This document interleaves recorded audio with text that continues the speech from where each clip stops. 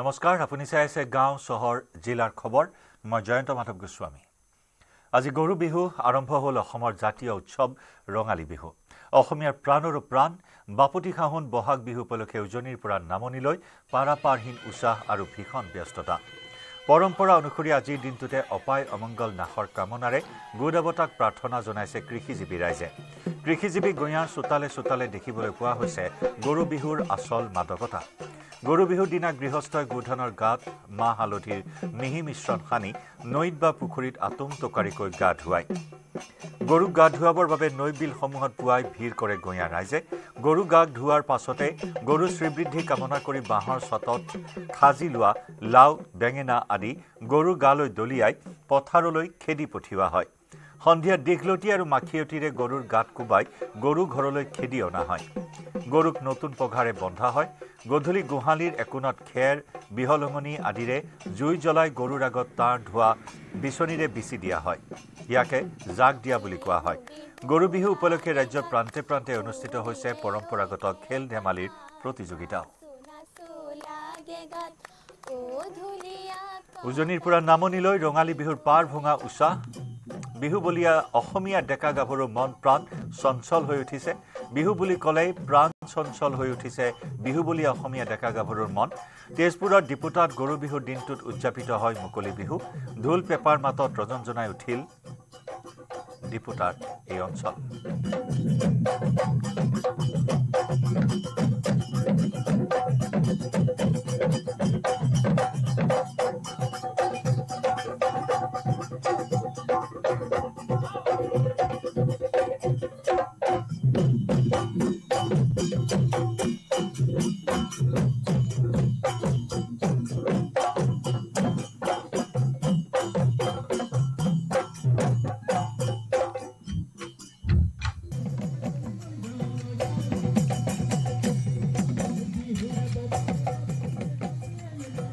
আগবঢ়াইছো তেজপুৰৰ পৰা আমাৰ সাংবাদিক হেমন্ত কুমাৰ নাথৰ প্ৰতিবেদন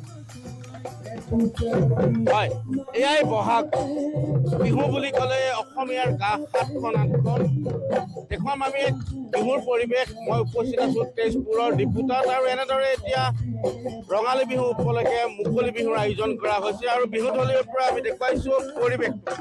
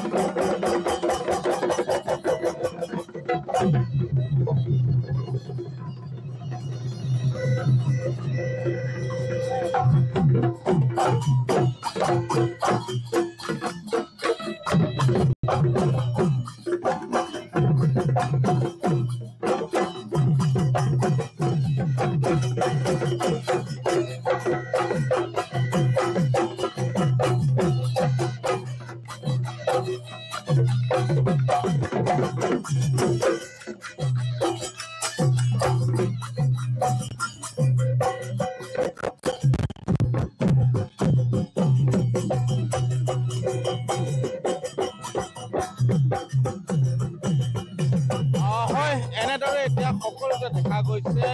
ৰঙালীৰ আনন্দ সকলোৱে নাচি বাগি এতিয়া আনন্দ উল্লাস কৰা পৰিলক্ষিত হৈছে মই দেখুৱালো তেজপুৰৰ ডিপুটাৰ পৰা এক পৰিৱেশ ইফালে আমি জনাই আহিছো আজি জজ খেলপথাৰত প্ৰতি বছৰৰ দৰে সদৌ গুৱাহাটী ছাত্ৰ সন্থাৰ উদ্যোগত মুকলি বিহু অনুষ্ঠিত হৈছে এই আপোনপটীয়া সম্প্ৰচাৰ আমি আগবঢ়াইছো জজ খেলপথাৰৰ পৰা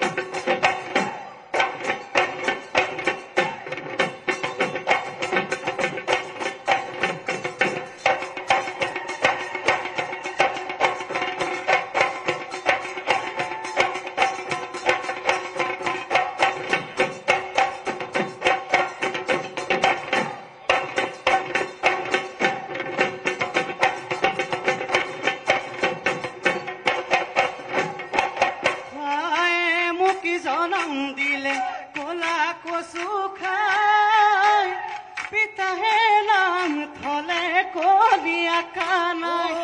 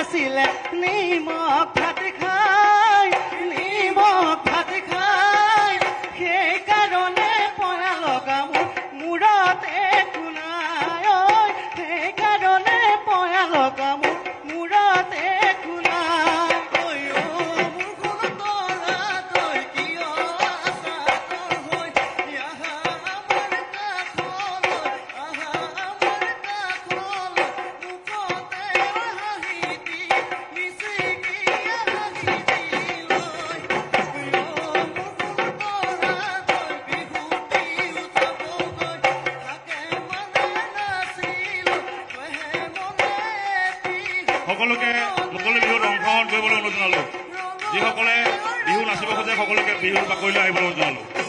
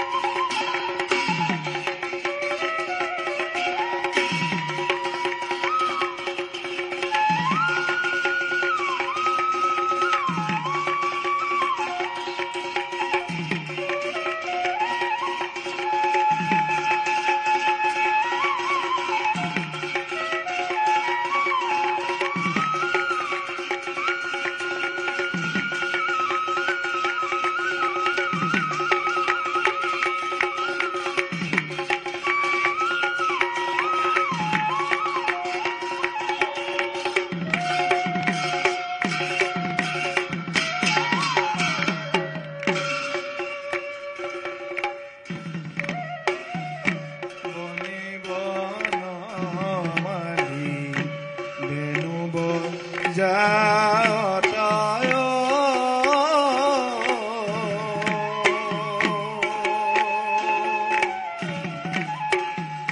ও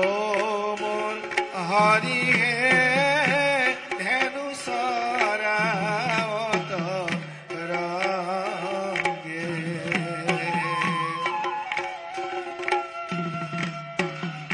ও কিয় হরির নির্মল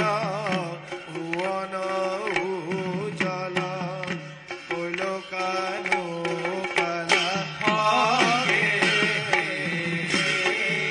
মনে বন মালি হেনু বনাত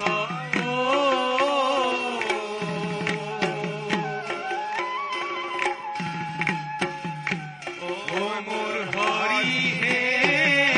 হেনু সরাবত রঙ্গে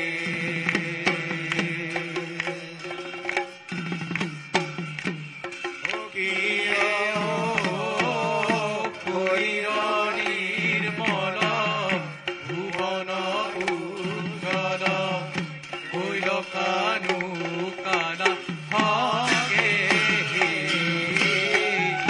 নয়ন কমল বয়ন উজ্জ্বলায় ও মন হরি হে যিনি কটি এক শশী কিয় কুলিত ভুজ দেখিয়া মৃণাল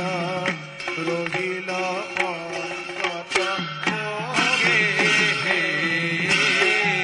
বনে বন মালি হেনু বজাত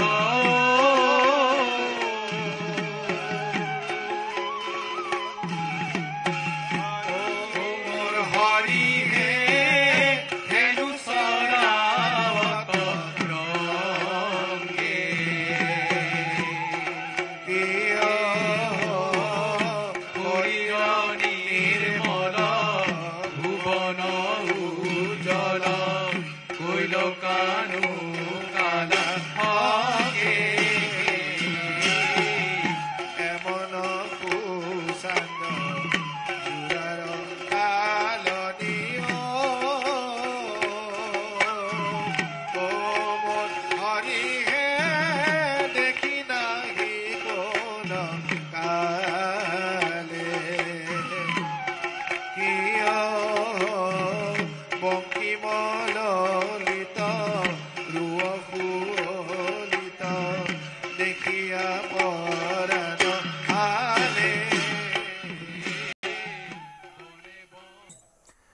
ইফালে গুৱাহাটীৰ ঐতিহাসিক লতাশিলৰ বাকৰিতো আজি বিহু আৰম্ভ হৈছে পুৱা পতাকা উত্তোলনৰ পাছতে লতাশিলৰ খেলপথাৰত হুঁচৰিৰ লগতে অসমৰ বিভিন্ন জাতি জনগোষ্ঠীৰ লোকনৃত্য পৰিৱেশন কৰা হয় লতাশিলৰ বিহুত উপস্থিত থাকি অভিনেত্ৰী বৰষৰাণী বিষয়াই নিউজ 18ৰ জৰিয়তে সমূহ অসমবাসী ৰাইজলৈ জনালে বিহুৰ উলগ মাতৃ হোৱাৰ পাছত প্ৰথমটো বিহু বিশেষ হৈছে বুলি মন্তব্য কৰি অভিনেত্ৰীগৰাকীয়ে ক'লে তেওঁৰ কন্যা সন্তানটিয়েও নিশ্চয় বিহু শিকিব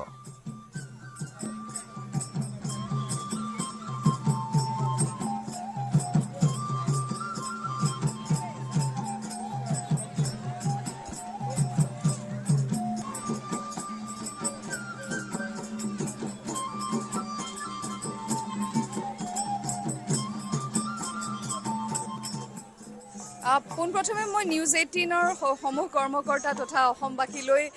ৰঙালী বিহু আৰু অসমীয়া নৱবৰ্ষৰ আন্তৰিক শুভেচ্ছা জ্ঞাপন কৰিছোঁ বছৰটো খুব ভাল হওক সকলোৰে মইনো কি ক'ম এইটো সময়ত প্ৰতিজন অসমীয়াৰ মন একেবাৰে ৰাইজাই কৰি থাকে বহাগ বুলি তাকে জীৱনৰ কিমানটা যে বহাগ পাৰ হ'ল তথাপিও প্ৰতিটো বহাগ আহিলে কিবা নতুন নতুন লাগে মনৰ মানে আনন্দ এটা মানে বেলেগ আহি পৰে বিৰাজ কৰে আৰু এইবাৰ আৰু সুকীয়া কিয়নো মোৰ এটি কন্যা সন্তানৰ মই মাতৃ হলো গতে মাতৃত্বৰ যি অনুভূতি সেয়াও সঁচাকৈ বিশেষ পূৰ্ণতা যেন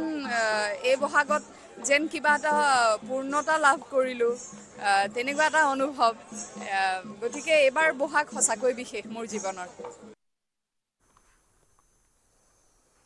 ইয়াৰ সৈতে সময় হ'ল গাঁও চহৰ জিলাৰ খবৰৰ পৰা বিদায় লোৱাৰ নমস্কাৰ